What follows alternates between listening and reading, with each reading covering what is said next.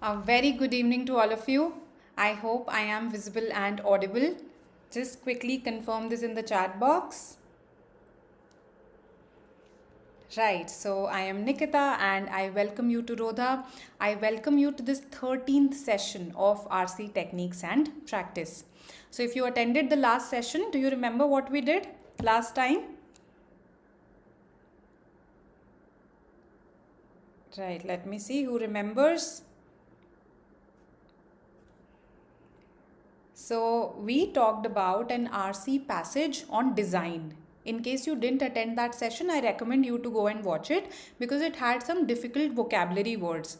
And that's why we talked about how to navigate such vocabulary. If such a passage comes in the exam, it was slightly dense, it had some vocabulary words that were high frequency, but there were some that may require some background knowledge. So we discussed all of this, that how to tackle such vocabulary words, how to tackle such RC passages, right?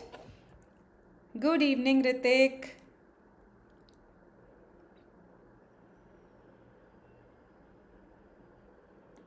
All right. I hope everything is okay. I see just one of you messaging in the chat box. Okay. So, assuming that everything is fine, let's move to our RC passage for the day. Right. So, yeah. RC Techniques and Practice 13. Now, here's an image in front of you. Can you tell me what you see in this picture? Yes.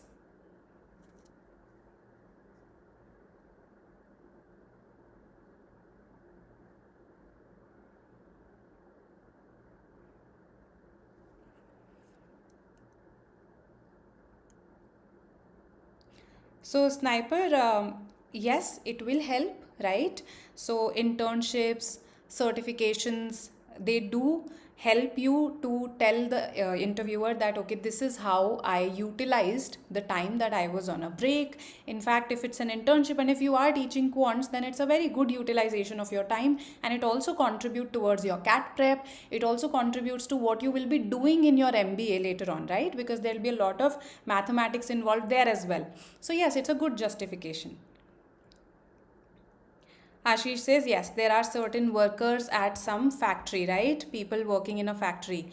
Excellent. So, this is partly, slightly what we are going to talk about today in today's RC passage. Okay, so it is topical in nature. It talks about something that has been in the news recently, right? Not exactly about it, but it is related to it. And it mentions a popular economist, right? So, whenever such a thing happens, let's say you are not from an economics background and you see a theory of an economist being mentioned, you see some economic concept being mentioned, right? Then after reading that passage, after attempting the questions later on, do try to Google about that economist, that economic concept, right? So that you have knowledge for future. Okay, so that is how we build on our knowledge, specifically for those genres where we don't have much knowledge, or which are not our comfort zones, or where we do not have any background. For instance, let's say if you're a science student and you've never studied economics. So this is what I'll give you as homework today. You have to find out about Keynes, the economist mentioned in this passage, right? Okay, so it's a passage which has been taken from Live Mint. Okay, I'll tell you why I have chosen this passage, but once we are done with it, okay, then I'll tell you why I chose this. The word count is 508, so it's not a very lengthy read as such. And as I said, the genre is economics, right? So let's begin. Now, before I begin, of course, I have an important announcement for you. I'm sure you have already attended Apur sir's session where he has talked to you in detail about our launching our R6 batch. The batch is live now. The first session will begin from April 28. So a lot of students had been asking for a new batch, and hence this batch, right? This is our renowned team. Okay, and in this batch specifically, quants Ravi sir will take up, I'll take up VARC, and Apur sir will take up LRDI, right? So, you know Ravi sir, he needs no introduction, yes. So, now what all are we offering to you in terms of content? You can read these details here, right? Recordings of each session are available to you. You get practice tests, a lot of them for, each subject, each section. Then 12 physical booklets are also provided to you in addition, right?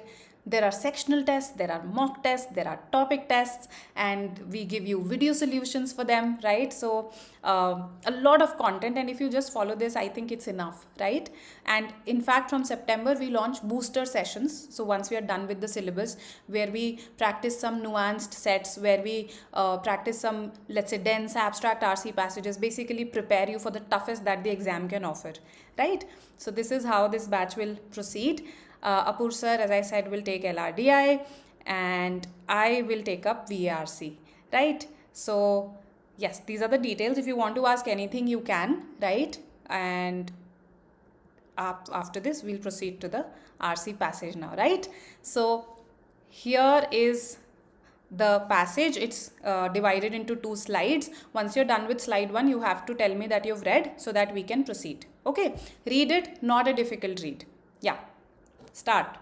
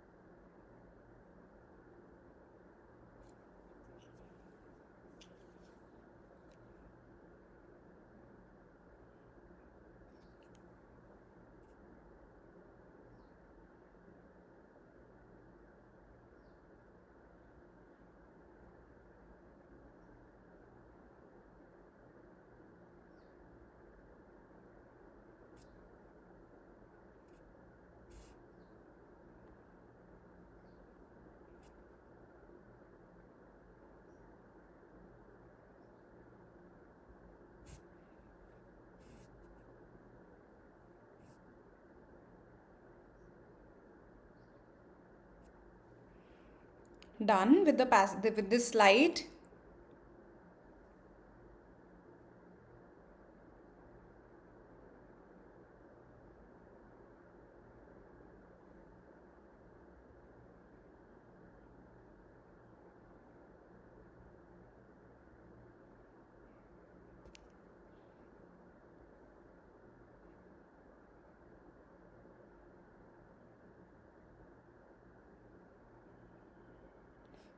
Let me know in the chat box so that we can proceed.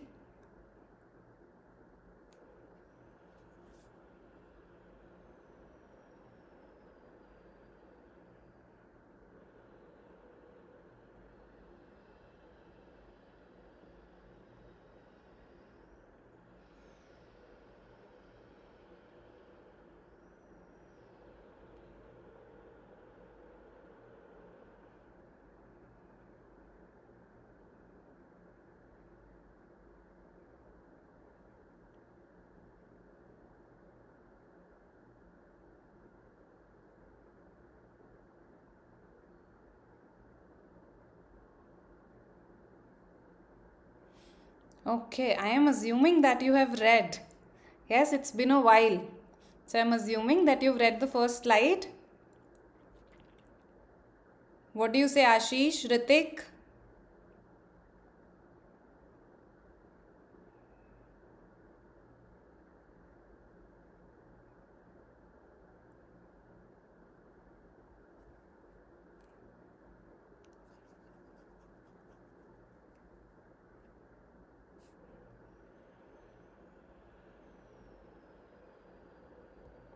All right, let's move to the second slide then.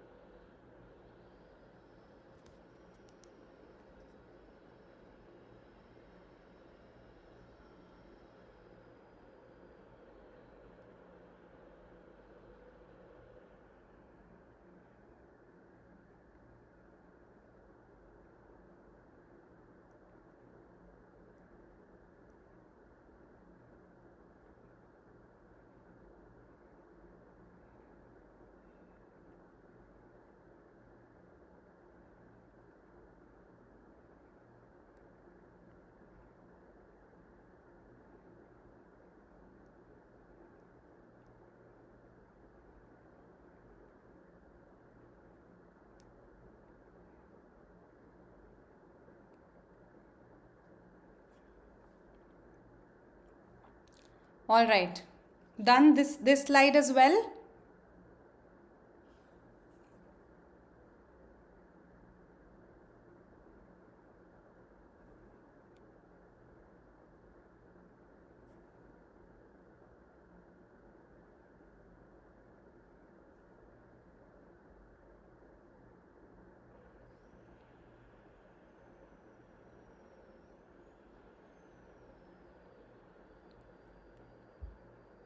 Okay. Again, I think I have to assume this time as well. What has happened? Why are you all not responding? So many students here. Yes, why are you not responding? Tell me. Are you done with the second slide? Then only I'll proceed to the questions. Otherwise, what's the point?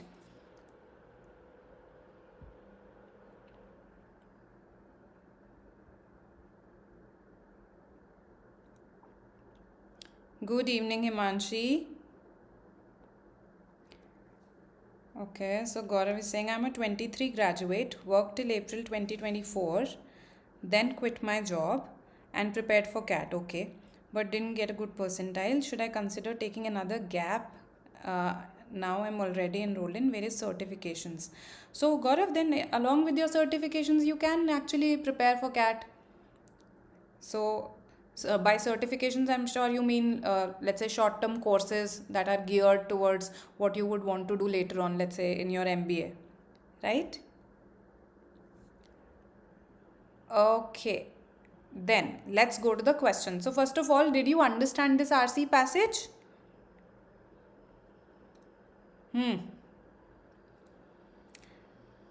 Easy read, as I said, right? Uh, it talks about the work hours, the work week concept, and the author advocates that we should rather look at a longer term. We should look at reducing the work year. That's the main argument of the author, right? So this is the reason why I picked up this passage, okay? Because the discussion around how many hours should a person work in a week is something that's very prevalent these days, right? And this is actually a worldwide discussion, not just about India. Okay, so let's look at the first question. This is called a further application question, right? Further application.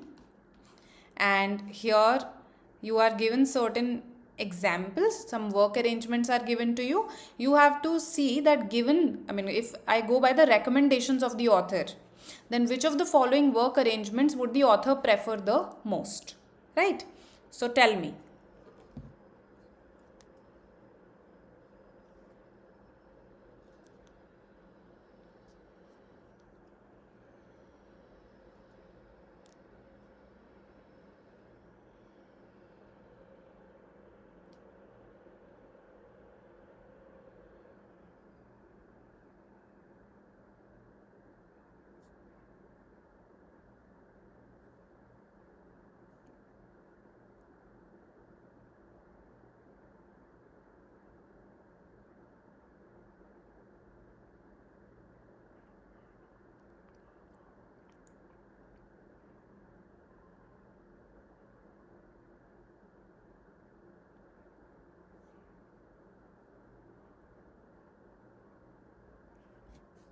What do you think the answer should be?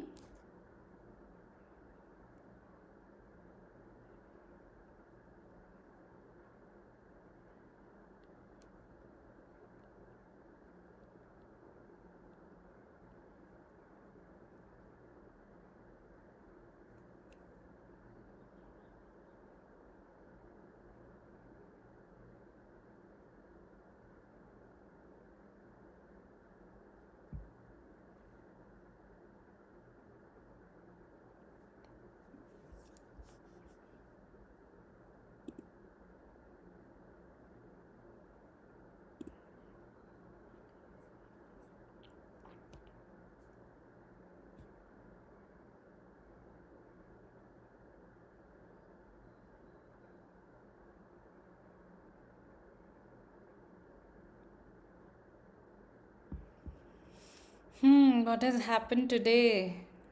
Is my session buffering? Is it still buffering? Is that happening?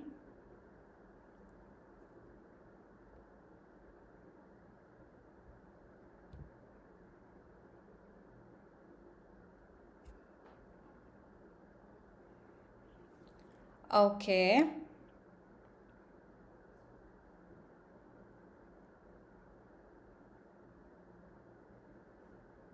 So, Himanshi, what do you think the answer should be?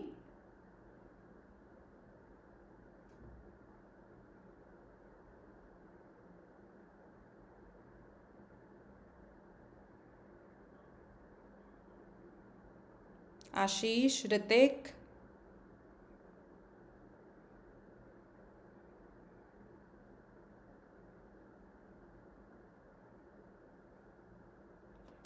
All right. So, here the author, as I said, so I repeated this for you, that the author is focused on a work year rather than a work week, rather than a work day. So the author is asking us to think longer term, right? Now, in this question, let's analyze each option, right, which would align with the author's recommendations, the author's vision, right? Option A says that an organization with 30 employees requires them to work for 5 hours for 5 days, enjoying a 2-day weekend. but they are asked to clock in overtime during the peak periods. That means instead of hiring additional employees for the peak periods, it is making the same employees work overtime. So, will it reduce the problem of unemployment for which the author has made this recommendation? Not really. It will not reduce the problem of unemployment. So, that's why A could be eliminated easily. Okay. Then let's go to option B.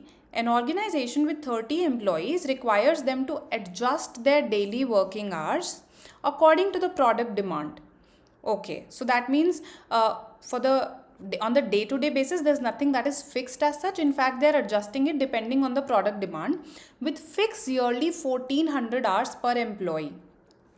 So this aligns better with the author's vision of focusing on the work year. How many hours does a person work in a year? Right, so this is a strong contender. All right. Then let's go to option C. Now, in option C, an organization with 30 employees allows them to enjoy a 3-day weekend, okay, while working for 10 hours each on the other 4 days, translating to 2080 hours a year. So, while yes, they are getting 3 days off, they are working more on the remaining 4 days such that their yearly hours are higher. Right, so this is not something that the author will advocate because this will then not solve the problem of unemployment. Okay, essentially they are working for a higher number of hours per year as compared to my option B. So C is eliminated. Now, coming to D. An organization with 30 employees gives them the flexibility of choosing any 6 hours during the day and work for 4 days a week with no yearly cap on the number of work hours. If there is no yearly cap on the number of work hours, in that case, it is a possibility that in some years the employees end up working more. Also, this giving them the flexibility of choosing any 6 hours during the day and work for 4 days a week, the author in a paragraph talks about the fact that there are certain jobs where this incurs costs for the employer. This is inconvenient for the employer, right?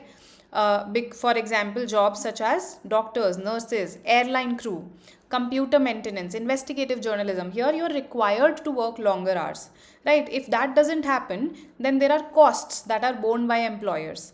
So this might result in an inconvenience of that type.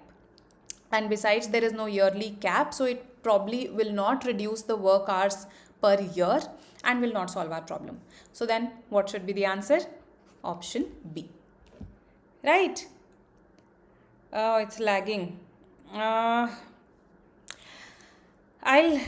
fix this problem because I have changed my internet connection and nothing seems to be working. So I'll find a permanent solution to this.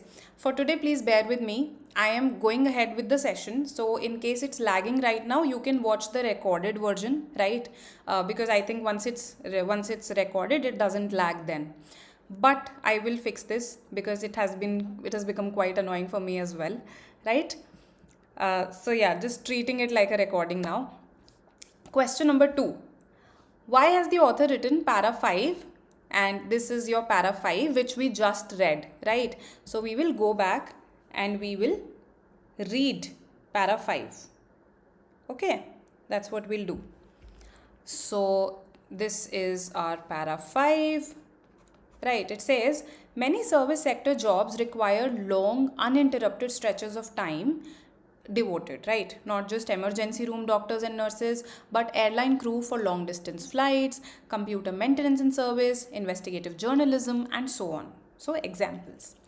Even for simple jobs like those of shop assistants, waiters, and hotel receptionists, there are monitoring and other fixed costs borne by employers for changing them frequently. So even for simpler jobs, there are fixed costs. It is easier to run a 24/7 neighborhood pharmacy with 3 workers daily for 8 hours each instead of 6 workers for 4 hours each while switching them during the year, right? So what is the author trying to say? Why has this paragraph been written? Why are all these examples given? See, just prior to this paragraph, the author says that, whatever work arrangements we go for, they must be convenient for firms and consumers, right? They should not be a hindrance to them. That's one of the reasons why the author is saying that, if you change your employees frequently in shifts, let's say, it might not really work for the employer, it might not work for the consumers, it might not suit the nature of job, right? Then the author suggests a solution that, in my opinion, the key to reducing work hours is to think outside the stultifying, the rigid box of the manufacturing center workday and work week. We should instead implement shorter hours per worker flexibly over longer periods, right? So, the reason why this has been mentioned, okay, with a lot of examples, now you have to give me that, right? So, go to question 2 and see which option suits the best. Okay.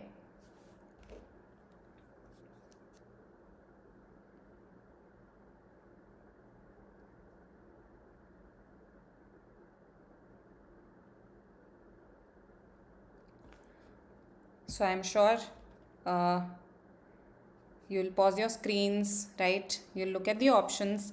Now, option A, to highlight how service sector jobs require long work hours as opposed to manufacturing jobs. Is that the point, to highlight this dichotomy? If we go back, nothing of manufacturing versus service sector has really been discussed here, right? That's not really the point here. So I think easy option to eliminate. B, to illustrate how certain jobs demand long hours at a stretch on a workday basis. So, uh, is that the point, that certain jobs demand long work hours? Okay.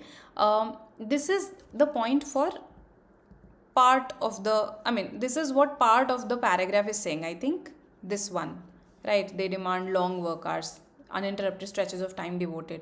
But that's the content. See, there is a difference between the content of a paragraph and the purpose behind writing this paragraph. So when I talk about the purpose, we have done this in 2 previous sessions of RCs where we have talked about how to deal with purpose questions or function questions, right? So there I told you that when we talk about the purpose of something, it is not about what is written here, it is about why it is written here. Why did I care to write this? And actually a lot of times the context, the sentence above, the sentence below, they tell me why I cared to write this whole paragraph. So the reason behind writing this paragraph is not to, let's say, give examples of how certain jobs demand long work hours. Yes, I am doing that in the paragraph. It is to show that how, reduction of work hours on a workday basis may not be suitable for some jobs, right?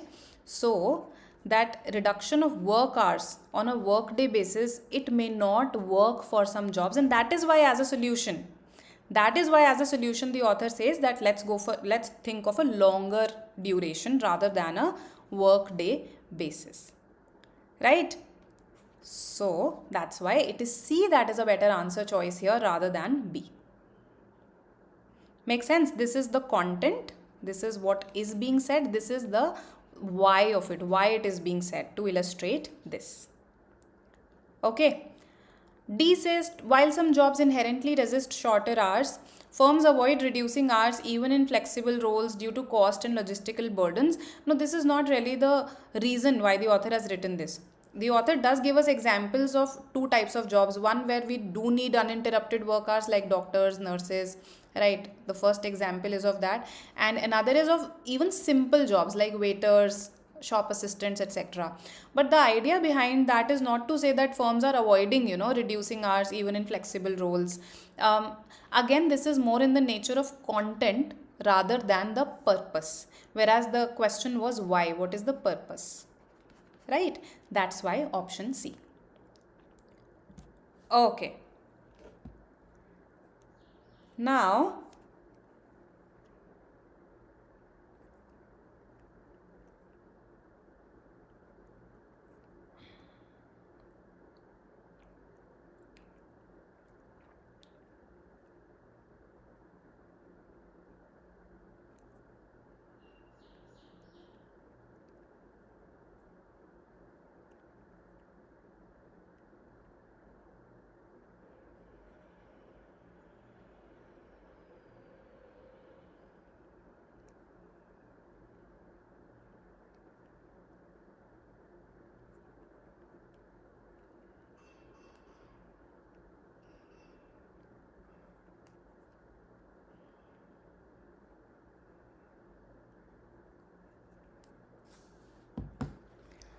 Question number 3. What can be inferred from the last paragraph? And this is a really good question, right? So again, you can pause your screens and then see, go back to the last paragraph, read it, come to the options, eliminate, and then attempt, right?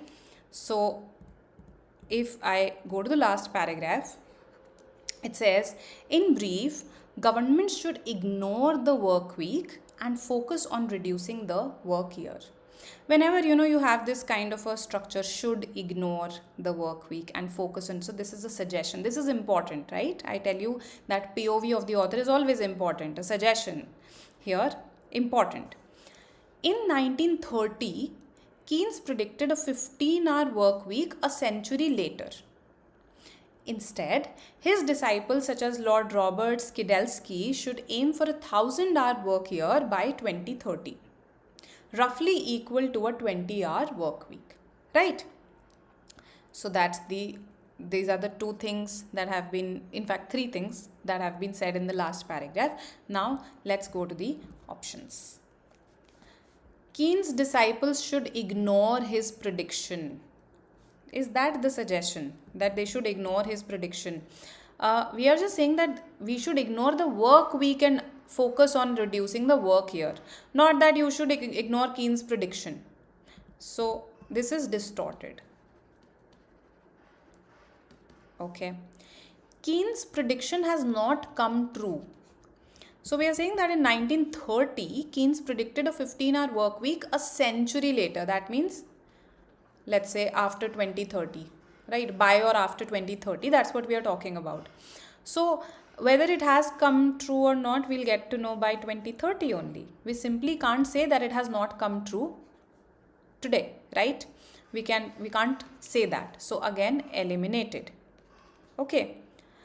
C says Keynes' disciples should aim for a 20-hour work week. The idea is that the author is saying just forget discussing it in terms of work hours and work week. Rather think of a work year perhaps. Think of a longer horizon. So even C is eliminated. The focus on reducing the work day is misplaced. This is the argument that the author makes right in the beginning, that you should ignore the work week, the work day, and focus on reducing the work year, right? So work week, work day, the author talks about both of them. So here when we say work week, we are saying that don't focus on shorter horizons. So why this can be confusing is because the student might feel, अच्छा in the last paragraph we have written work week, हमने तो work week लिखा हुआ है, work day तो नहीं लिखा हुआ. But actually में उसका argument क्या है, central argument author का, कि इतने shorter spans के बारे में मत सोचो. So the focus on reducing work days, work weeks, that is misplaced, and that is why this is the answer, right? So this could have been tricky for some of you. All right. Question 4. Which of the following, if true, would best weaken the cruel paradox mentioned by the author at the end of para 1? So in such cases, you should go back and see what the paradox was, unless you remember it accurately, precisely. So there is a paradox. Here. This is para 2 actually, yeah.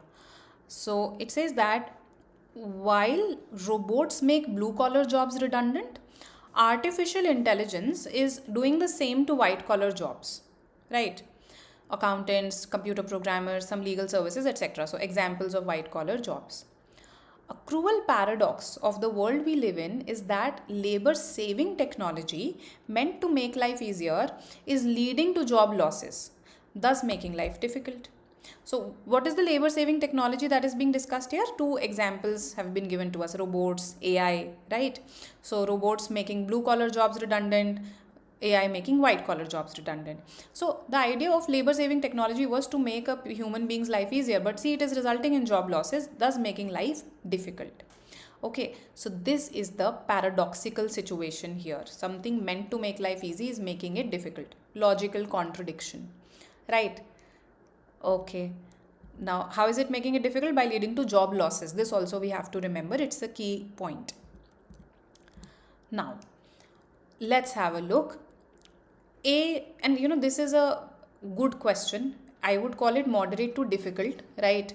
And this is a very CAT hard kind of question, because none of the options, you may feel that none of the options are perfect here. But what would best weaken, you have to choose that one, right? So A says the field of AI, so it talks about AI only, not robotics. That's the first thing that I notice. The field of AI is still in its nascent stage. Okay, it's still in its uh, new, it's very new, right? When something is nascent, it's not fully developed, right? So it's in its nascent stage and has not resulted in a sizable displacement of jobs. So that means it is acknowledging that there is a displacement, right? Fine, it's not sizable, but there is displacement. So that is being acknowledged. That means it is kind of acknowledging the paradox that yes, it is resulting in difficulty. And it is saying that, right now it is in its nascent, not a fully developed stage. That is why there is not a sizable displacement. That means, isn't it hinting that in the future there may be displacement, there may be more unemployment because of this? So it is rather hinting at that. So three problems here that I see. A, it is talking only about AI, not about robotics. So we don't know what the scenario in robotics is. Two, it is saying that the displacement is not sizable, but it is there, right? So that means the difficulty is there. Three, it is saying that because it is in its nascent stage, that is why right now there's not much displacement, not much unemployment. But by saying that, it is potentially hinting at the fact that once it develops, there may be a sizable displacement. So that's why a lot of problems with this option to be the answer. Okay. B, a considerable that lends weight, right? A considerable number of jobs, not just a few, but a considerable number of jobs are being created in the field of robotics and AI. So see, the author's argument was that something meant to make our lives easier is making it difficult. How? By leading to a loss of jobs. So if you say that no, but it is also creating jobs, right? Maybe it is resulting in a loss of jobs. We haven't been given this information, but it is also creating new jobs in the field of robotics and AI. Then isn't it mitigating that difficulty? It is kind of reducing that difficulty, right? Plus, I have said that there are a considerable number of jobs that are being created in these fields. So that makes this a strong contender. Okay. Now, some students would argue here that, but aren't these jobs confined to just two sectors? Okay, what if there are jobs being lost in a wide number of sectors because of this, and only these two sectors are creating these jobs? So, not many people may actually be employable to be in these jobs. And your points are absolutely valid, right? However, I am not saying that this will disprove the paradox. I am not saying that the paradox will get completely resolved. I am just weakening it, right? So if I am able to show that fine, it may be resulting in some loss of jobs, but it is also creating new jobs, then that weakens the strength of this argument that it is leading to difficulty, because some of that difficulty is also being mitigated. And if the jobs are considerable, if let's say if it comes to that they exceed the loss of jobs that is happening, then the paradox gets resolved completely. Then there is no difficulty as such. So that is why this is a strong contender. Okay. And A and B are usually the options that students narrow down to here. So you have to see that here this is just saying that okay, there is displacement, but it is not sizable. Okay, and here it is saying that jobs are being rather created, okay, rather than being lost. So B is a strong contender. Okay, now C versus D. Every new technology leads to readjustments in the labor market. So the labor saving technology is not new in doing this. This is not weakening the paradox. You are saying, oh, this is happening, but this is not happening for the first time. This has happened before as well. So it's not weakening, right? And that's why it is eliminated. Okay. Then D Delhi, artificial intelligence and robotics can never completely replace the human element of labor. So this has both, see, AI and robotics. While the first option just talked about AI, this has both. But it says they can never completely replace. That means they can lead to a significant loss of jobs, but they can never completely replace.